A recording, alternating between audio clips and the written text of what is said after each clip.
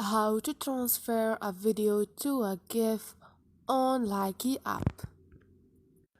Hi guys, in this video I will show you how to transfer a video to a GIF on your Likee app easy and quick. So first thing, go to your application. Once you are here, when you scroll down on your For You page, choose a video you want to transfer to a GIF. Once you do, click on the share icon and scroll over the second list. You're gonna find create GIF.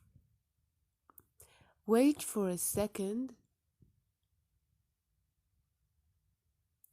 and now you can select one of those, and once you are done, click on the check, and here you can select the part of the video you want. You can also text something.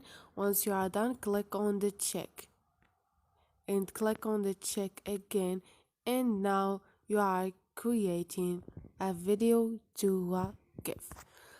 So this is it guys, easy and quick. Hope this video was helpful. If it was, don't forget to subscribe and like.